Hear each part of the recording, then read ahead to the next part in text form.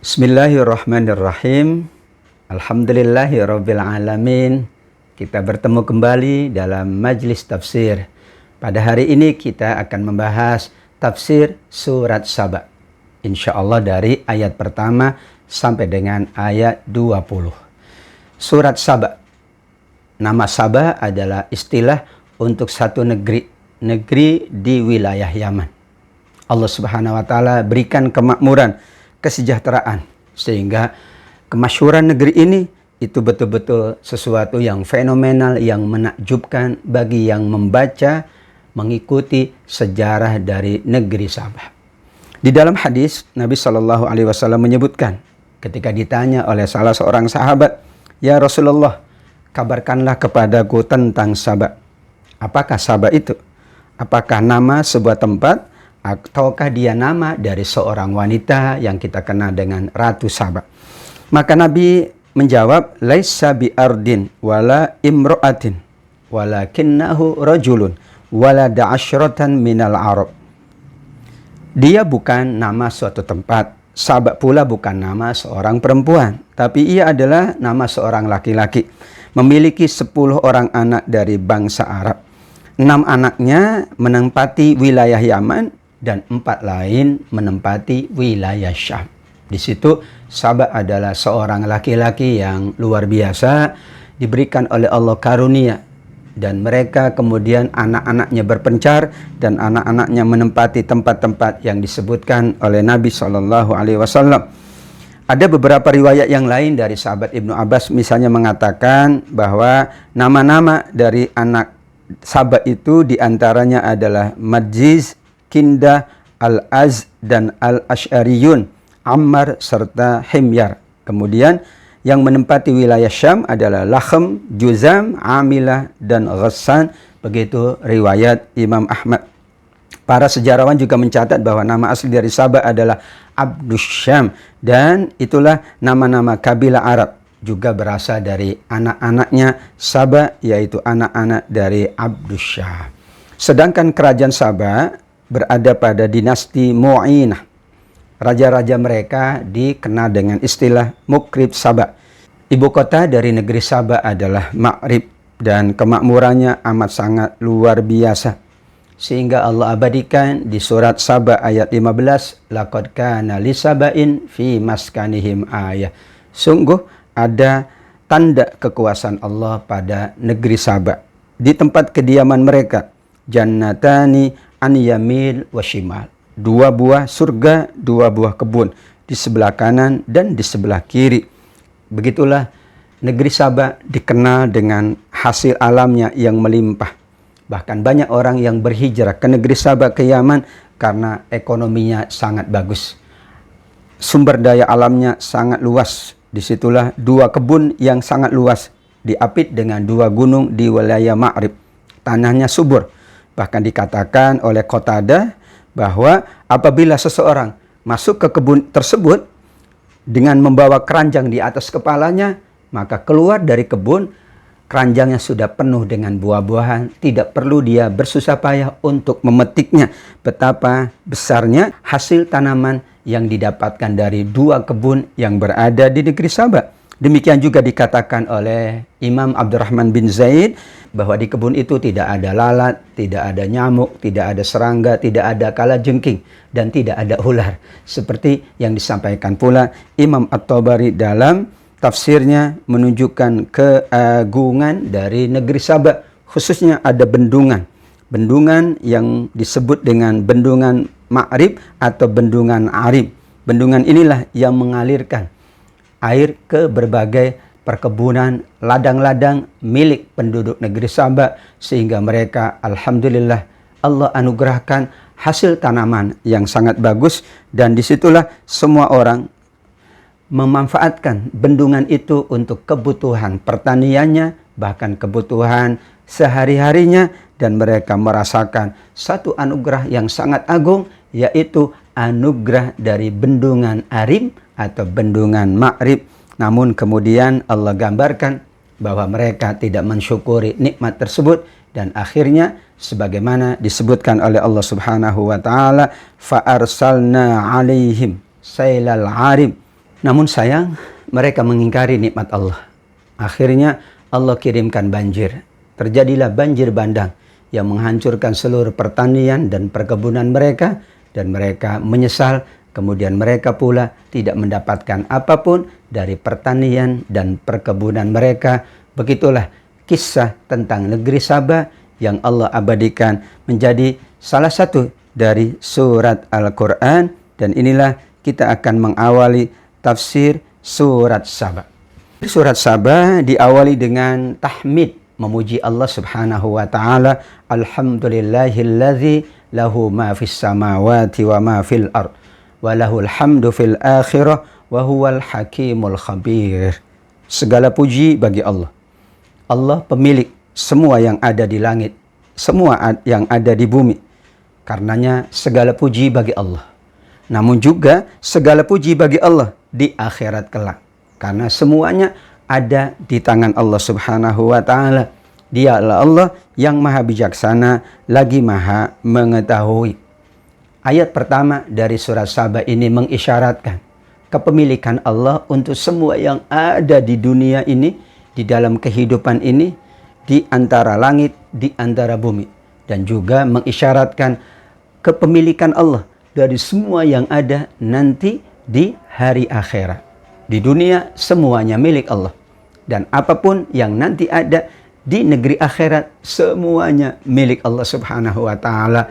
Maka alhamdulillah, pujian kepada Allah adalah pujian atas anugerah kebaikan dunia, dan pujian pula atas nanti anugerah kemuliaan di akhirat. Di antara bukti bahwa Allah memiliki semua yang ada di langit, semua yang ada di bumi, semua yang ada dalam kehidupan dunia, dan nanti semua yang ada dalam kehidupan akhirat adalah ayat yang kedua. Allah maha mengetahui semua yang masuk ke dalam bumi, semua yang keluar dari bumi. Allah maha mengetahui apa yang turun dari langit dan apa yang naik ke langit. Dan dialah Allah yang maha penyayang, lagi maha pengampun. Inilah tanda dari kekuasaan Allah subhanahu wa ta'ala. Semua yang masuk ke bumi Allah maha tahu. Yang masuk adalah hewan, yang masuk adalah benda-benda yang ada di dalam bumi. Sedangkan yang keluar adalah tanaman-tanaman, binatang-binatang, hewan-hewan, dan sebagainya yang dibutuhkan oleh kehidupan manusia, dibutuhkan oleh kehidupan hewan. Sedangkan yang turun dari langit adalah hujannya, yang turun adalah awannya, serta beberapa rahmat dan karunia dari Allah. Sedangkan yang naik ke atas ke langit adalah uap, adalah semua amal-amal kita, adalah semua lantunan zikir kita. Itu semuanya akan kembali menghadap Allah subhanahu wa ta'ala. Dan malaikat-malaikatlah yang turun ke bumi, kemudian mereka pula akan naik ke atas untuk melaporkan apa yang mereka catat, apa yang mereka lihat dari kehidupan hamba-hamba Allah subhanahu wa ta'ala. Sangat disayangkan masih ada yang tidak mempercayai adanya kiamat. Bahkan mereka mengatakan, la ta'tinas sa'ah, tidak mungkin datang kepada kami kiamat. Dijawab oleh Allah langsung di ayat yang sama, ayat ketiga. Katakanlah, pasti datang. Demi Allah yang mengetahui yang gaib. Demi Allah yang mengetahui yang gaib. Kiamat itu pasti akan datang. Tidak ada yang tersembunyi bagi Allah. Sekalipun seberat biji zarrah, baik yang di langit maupun yang di bumi, yang lebih kecil dari itu atau yang lebih besar, semuanya sudah termaktub di dalam kitab yang sangat jelas di Lauh Mahfuz. Allah maha mengetahui dan semuanya sudah tercatat di kitab di Lauh Mahfuz. Bagaimana mungkin kiamat tidak terjadi? Semuanya sudah tercatat di Lauh Mahfuz, termasuk tentang kiamat ini. Bagaimana mungkin manusia meragukan datangnya kiamat? Semua sudah tercatat, semua sudah tertulis. Semua yang terjadi, yang bakal terjadi, bahkan semua yang terjadi ketika kiamat, bahkan setelah kiamat, bahkan ketika di negeri akhirat, semuanya sudah sempurna tercatat, ditetapkan oleh Allah di dalam kitab di Lauh Mahfuz. Semua itu, kata Allah subhanahu wa ta'ala, adalah dalam rangka ujian. Kiamat ini adalah ujian. Ujian bagi manusia. Yang mempercayainya akan mendapatkan balasan kebaikan. Yang mengingkarinya akan mendapatkan balasan keburukan. Liyajziyalladzina amanu wa amilus shalihat. Di sini Allah Subhanahu wa taala menyebutkan agar orang-orang yang selalu mengimani Allah, selalu beramal soleh mendapatkan balasan dari Allah. Balasannya adalah diantaranya ampunan dan rizki yang mulia, rizkun karim, yaitu surga Allah Subhanahu wa taala. Sedangkan sebaliknya, mereka yang selalu berusaha mengingkari ayat-ayat Allah, menganggap bahwa mereka itu mampu mengalahkan azab Allah Subhanahu wa taala, malah sebaliknya mereka akan mendapatkan azab yang pedih. Demikian juga hal ini adalah untuk menguatkan orang-orang yang berilmu pengetahuan. Karena orang-orang yang berilmu pengetahuan sesungguhnya mereka lebih layak mendapatkan keimanan, lebih layak mendapatkan pemahaman dari Allah Subhanahu wa taala, karena mereka akan semakin yakin bahwa Allah menurunkan kepada Nabi wahyunya adalah benar, dan Allah memberi petunjuk kepada siapapun, dan Nabi diberikan oleh Allah tugas untuk menunjuki manusia, membimbing manusia, mengajak manusia menuju jalan Allah Al-Aziz, Al-Hamid, jalan Allah yang maha perkasa lagi maha terpuji. Namun tetap saja kembali lagi di ayat ke-7 Allah menyebut orang-orang yang mengingkari hari kiamat, mengingkari Nabi Muhammad SAW. Mereka mengatakan, maukah kami tunjukkan kepadamu seorang laki-laki yang memberitakan kepadamu apabila badanmu telah hancur sehancur-hancurnya, pasti kamu akan dibangkitkan dalam ciptaan yang baru. Ungkapan ini, kata para ulama tafsir, adalah cemoohan untuk Nabi. Lihat, nanti ada orang yang mengatakan, kalau kita sudah hancur, kita akan dibangkitkan kembali. Mereka sesungguhnya ingin mencemooh Nabi, ingin menghina Nabi yang mengatakan akan dibangkitkan kembali, meskipun manusia menjadi tulang belulang, manusia tubuhnya sudah hancur. Mereka pula akan mengatakan, apakah dia Muhammad itu hanya mengadakan kebohongan, atau Nabi Muhammad sudah gila? Dan sesungguhnya kata Allah, sebaliknya, orang-orang yang tidak beriman itulah yang berada dalam siksaan dan kesesatan yang jauh, khususnya mereka yang tidak mengimani hari akhirat. Begitulah sampai ayat 8. Berbicara tentang beberapa tanda kekuasaan Allah. Bagaimana Allah Maha Kuasa. Termasuk terjadinya kiamat adalah tanda kemahakuasaan Allah.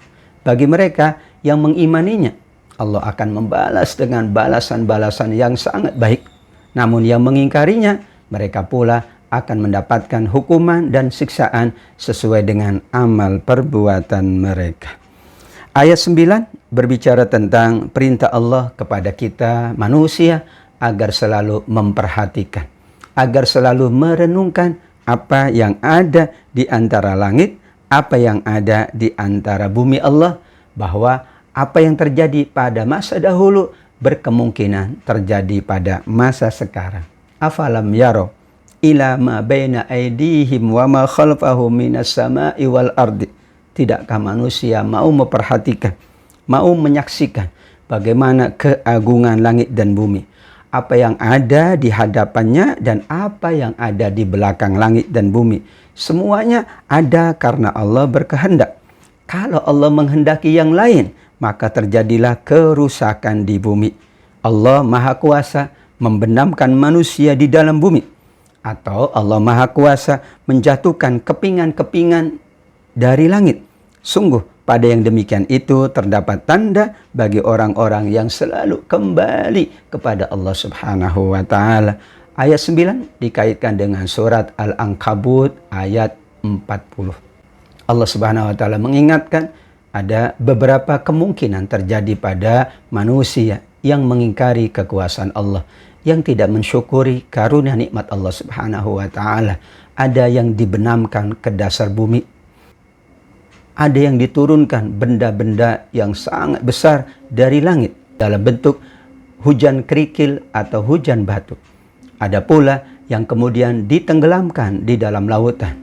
Ada pula mereka yang dibinasakan dengan suara gemuruh yang sangat dahsyat.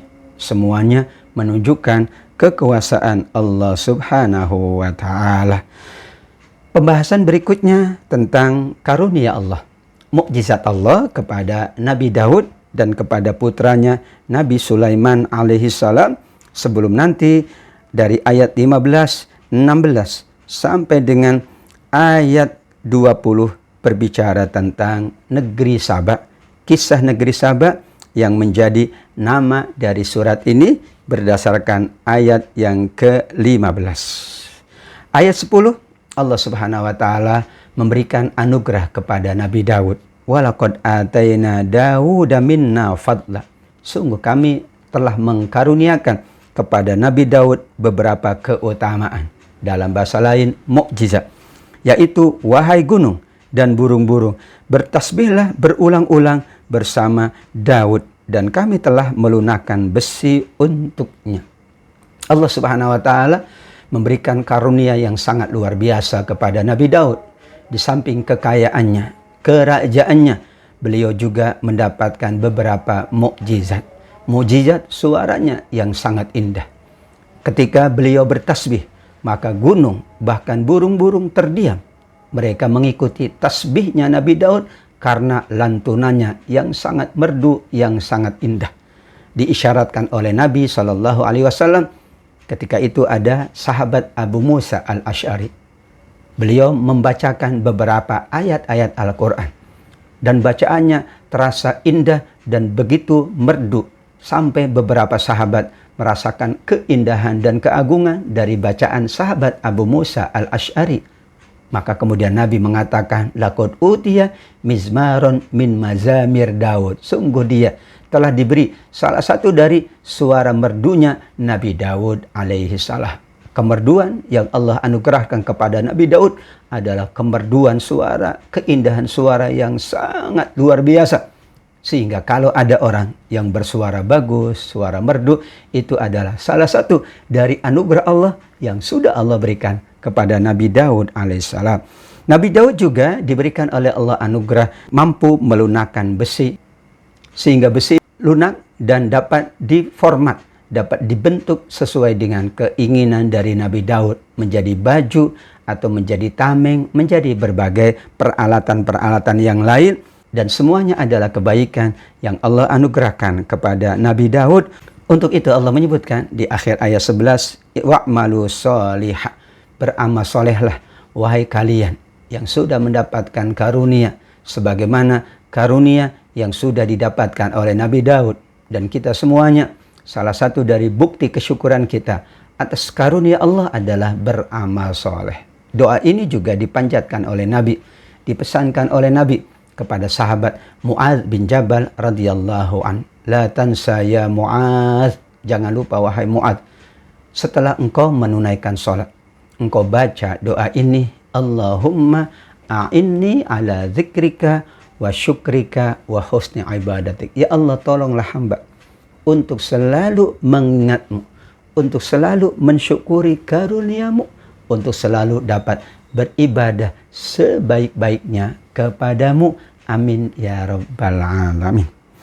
Ayat 12 dan ayat 13 serta ayat yang ke-14. Pembahasannya tentang anugerah dan mukjizat kepada Nabi Sulaiman alaihissalam. Sebagaimana ayahandanya Nabi Daud, Allah anugerahkan beberapa mukjizat, beberapa keutamaan. Nabi Sulaiman pula Allah anugerahkan beberapa keutamaan. Wali Sulaiman ar-rih ghuduha syahrun warwahuha syahr. Dan bagi Sulaiman kami tundukkan angin. Perjalanannya pada waktu pagi sama dengan perjalanan sebulan. Perjalanannya pada waktu sore sama dengan perjalanan sebulan. Kami alirkan cairan tembaga baginya. Dan sebagian dari jin ada yang bekerja untuk Nabi Sulaiman di bawah kekuasaannya dengan izin Allah.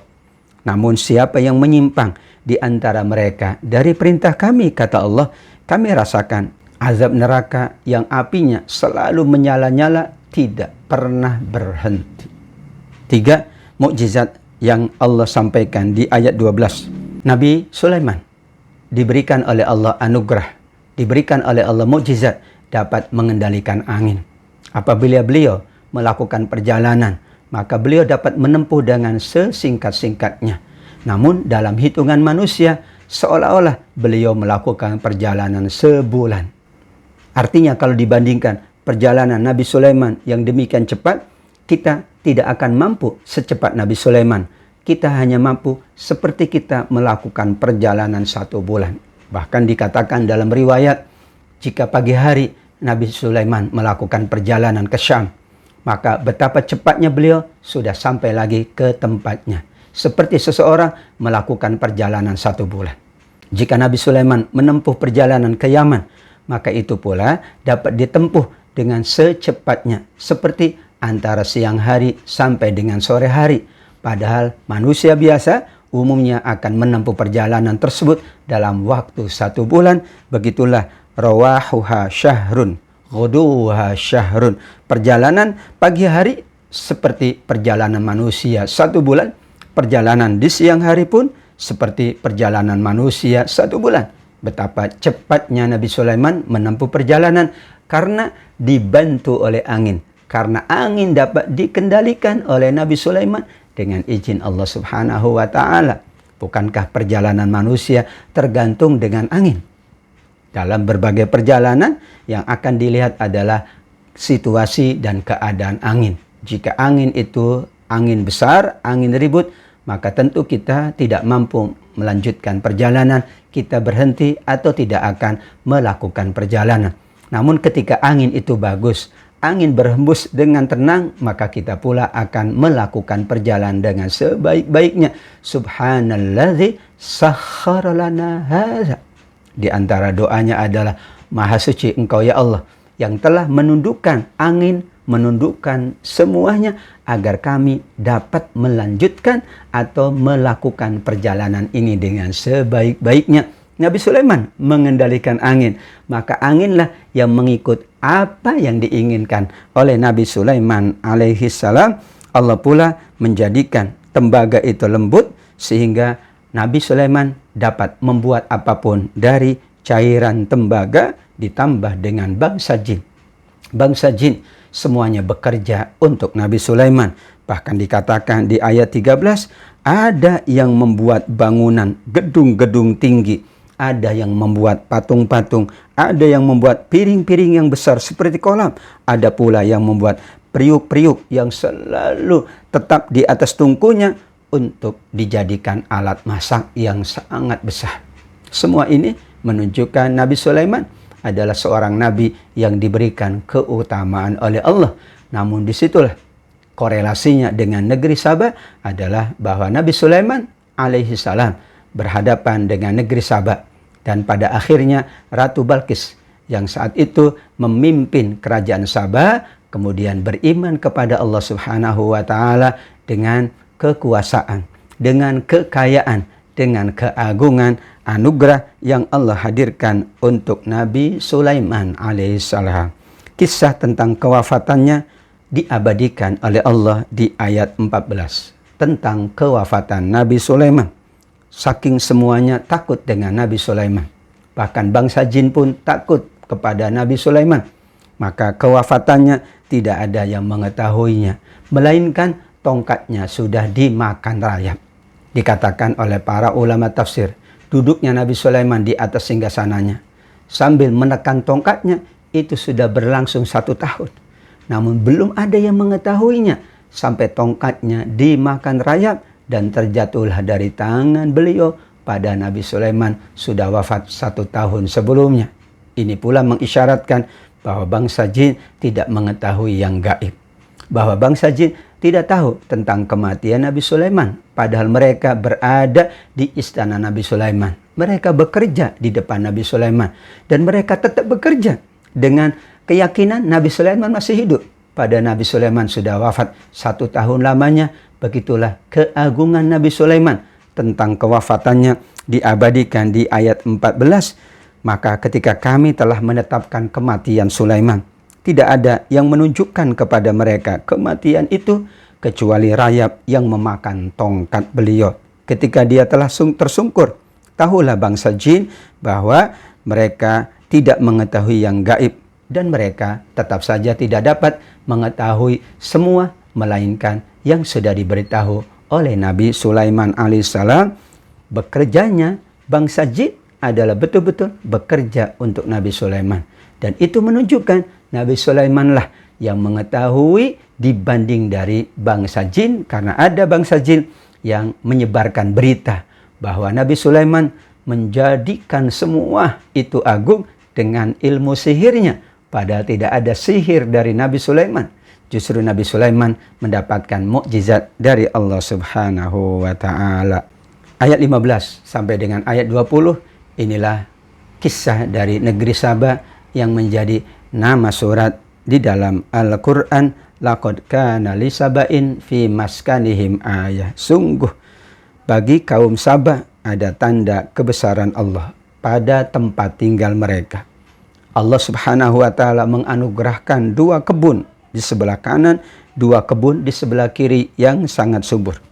Maka Allah mengatakan kepada mereka, makanlah dari rezeki yang dianugerahkan oleh Allah. Kemudian bersyukurlah kepada Allah. Karena negerimu adalah negeri yang baik, negeri yang aman, negeri yang nyaman, negeri yang mendapatkan berkah dari Allah.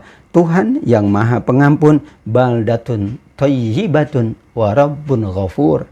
Istilah ini memang melekat pada negeri Saba dengan kemakmurannya dan kesejahteraannya. Sekaligus juga dengan rahmat Allah, dengan ampunan Allah Subhanahu wa Ta'ala. Terdapat 2 aspek tentang kebaikan sebuah negeri berdasarkan ayat 15, yaitu terpenuhi aspek lahiriah dan terpenuhinya aspek batiniyah.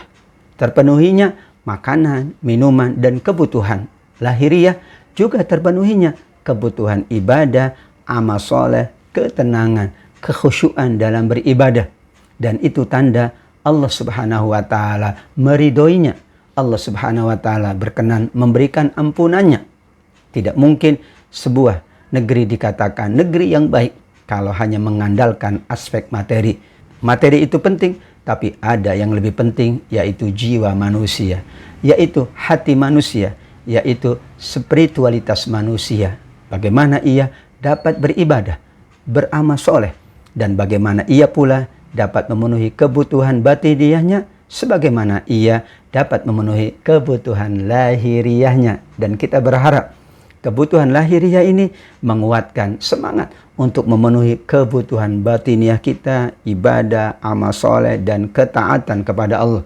Demikian juga manakala kita sudah memenuhi kebutuhan batiniah kita, ibadah, amal soleh, dan ketaatan, kita juga ingin memenuhi kebutuhan lahiriah kita secara seimbang.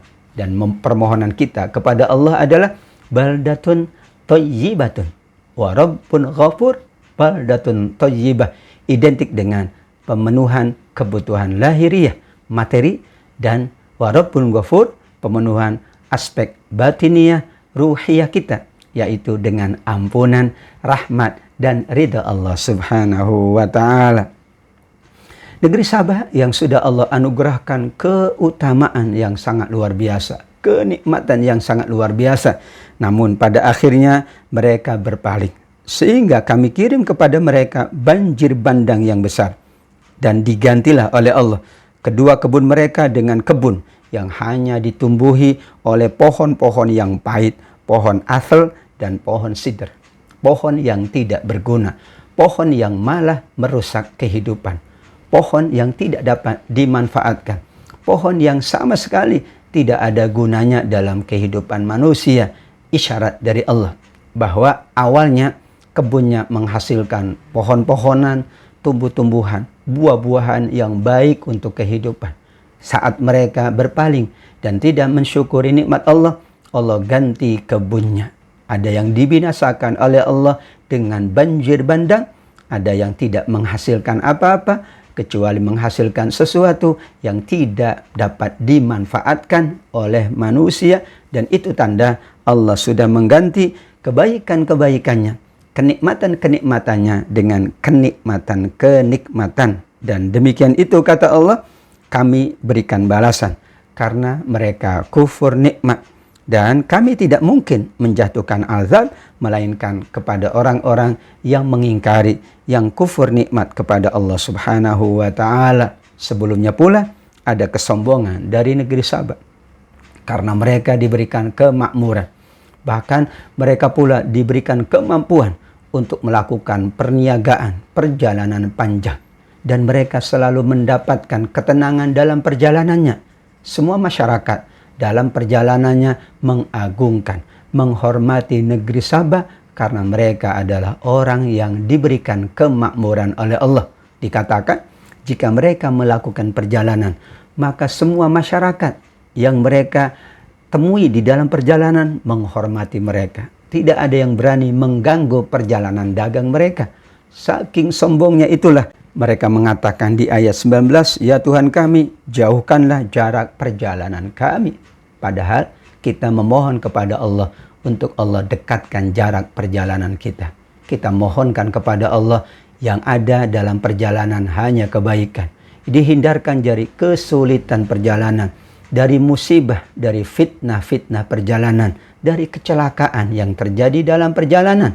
Saking sombongnya mereka, mereka malah meminta agar perjalanan itu dipanjangkan, dijauhkan. Seolah-olah mereka adalah orang-orang yang hebat, dapat melanjutkan perjalanan. Meskipun perjalanan itu panjang, karena semua orang akan membantu mereka, semua orang akan menghormati mereka. Dikatakan oleh Allah, kalau mereka meminta perjalanan dipanjangkan, itulah mereka menzolimi diri sendiri.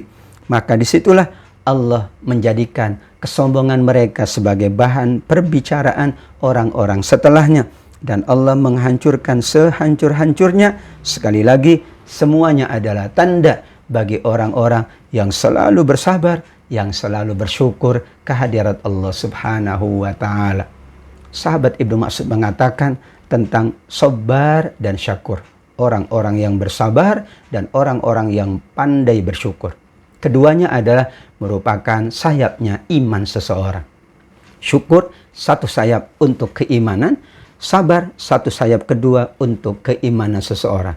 Syukurnya baik, imannya baik. Syukurnya menurun, imannya menurun. Sabarnya baik, imannya baik. Sabarnya menurun, imannya menurun. Bagaimana kalau manusia dijaga dengan sifat sabar dan sifat syukur, maka imannya bagus. Maka imannya akan bagus, imannya akan baik. Begitulah andaian dari sahabat Ibnu Mas'ud radhiyallahu anhu, bagaimana manusia selalu berusaha menjaga dan meningkatkan sifat sabarnya, menjaga dan meningkatkan sifat syukurnya, dan itu akan menguatkan keimanannya kepada Allah. Wajar di ayat 19 Allah katakan, semuanya adalah tanda bagi orang-orang yang selalu bersabar, sangat bersabar, dan orang-orang yang selalu bersyukur dan sangat bersyukur. Sedangkan sebelumnya di ayat 18 menjadi tambahan karunia Allah kepada penduduk negeri Saba. Allah jadikan antara mereka dan negeri-negeri yang mereka berkahi, negeri-negeri yang berdekatan. Kami tetapkan antara negeri itu jarak-jarak perjalanan yang dekat. Sehingga Allah Subhanahu wa ta'ala menyebutkan, perjalanan kamu di negeri-negeri itu pada malam atau siang hari dengan aman. Allah dekatkan dengan negeri Saba adalah negeri-negeri yang makmur pula. Negeri-negeri yang aman pula, negeri-negeri yang baik pula. Betul, dalam kehidupan kita, kita membutuhkan keluarga, membutuhkan tetangga, membutuhkan teman. Dan kalau keluarga, tetangga, dan teman itu baik, maka kita pula akan mendapatkan kebaikan. Demikian pula sebaliknya. Negeri Saba, Allah dampingkan dengan negeri-negeri yang makmur, negeri-negeri yang baik, sehingga mereka mendapatkan kebaikan. Sepanjang perjalanannya, mereka pula akan dibantu, ditolong oleh negeri-negeri yang berada berdekatan dengan mereka. Perjalanan siang hari, mereka pula akan merasakan keamanan dan ketenangan. Demikian pula kalau mereka melakukan perjalanan sore hari atau malam hari, isyarat dari Allah. Betapa tidak hanya sumber daya alamnya, tidak hanya kemakmuran dan kesuburan buminya, tetapi pula Allah tambahkan pertemanan. Dan orang-orang yang berada di sekitarnya adalah orang-orang yang terbaik, sehingga meningkatkan kembali ketenangan, kemakmuran, dan kesejahteraan negeri Sabah, itulah satu anugerah yang tiada terkira dari Allah Subhanahu wa Ta'ala. Namun sangat disayangkan, mereka kemudian angkuh, mereka kemudian sombong, bahkan mereka kufur nikmat, sehingga dibalas oleh Allah Subhanahu wa Ta'ala. Semuanya hancur, semuanya binasa, dan semuanya tidak dapat manfaat apapun, karena terjadilah banjir bandang yang menghancurkan seluruh tumbuh-tumbuhan, pertanian, ladang, dan semua yang mereka usahakan. Sedangkan orang-orang yang di sekitarnya pula semakin tidak menyukai mereka karena sikap dan perilaku mereka yang tidak baik kepada sesamanya. Akhir ayat yang kita bahas pada hari ini, ayat 20. Walaqad saddaqa alaihim iblisu dhannah fattaba'u illa fariqam minal mu'minin. Sungguh iblis telah dapat meyakinkan terhadap mereka kebenaran sangkaannya. Mereka mengikutinya kecuali sebagian dari orang-orang yang beriman. Iblis selalu berusaha untuk menggoda manusia. Ada manusia yang mengikutinya, berarti dia tergoda. Namun ada manusia yang tidak mengikutinya, berarti dia tidak tergoda oleh iblis. Dan dia berarti selalu patuh kepada Allah, patuh kepada Nabi Allah, patuh kepada tuntunan Allah, patuh kepada tuntunan Rasulullah. Salah satu media kita, alat kita, senjata kita agar tidak digoda oleh iblis, tidak digoda oleh syaitan, tidak dijerumuskan oleh syaitan, adalah kita dekat dengan Allah. Kita dekat dengan kalamullah, kita dekat dengan tuntunan Rasul Sallallahu Alaihi Wasallam, karena itu adalah penyelamat kita semuanya. Penyelamat dari kehidupan ini, termasuk penyelamat dari godaan iblis, godaan syaitan, laknatullah alaihi. Mudah-mudahan majlis ini pula, majlis Al-Quran, majlis tafsir, adalah majlis yang menjauhkan kita dari syaitan. Majlis yang mendekatkan kita dengan surga. Majlis yang semakin menguatkan iman dan takwa kita. Kita sangat yakin itu karena majlis ini adalah majlis yang penuh barakah Allah, penuh rahmat Allah, penuh dengan ridha Allah Subhanahu wa Ta'ala. Sadaqallahul azim. Terima kasih kepada semua yang selalu membersamai majlis yang mulia ini. Wabil khusus tentunya kepada Ibu Ketua Majelis Ta'lim Al-Kautsar, seluruh ibu-ibu pengurus, seluruh jamaahnya yang sangat luar biasa. Tetap menjaga kesehatan, baik lahiriah maupun batiniah, tetap beribadah dan beramal soleh, tetap pula bermajelis ilmu, bermajelis Al-Quran. Insya Allah kebaikan dunia bersama kita, kebaikan akhirat menanti kita semuanya. Amin ya rabbal alamin. Wassalamualaikum warahmatullahi wabarakatuh.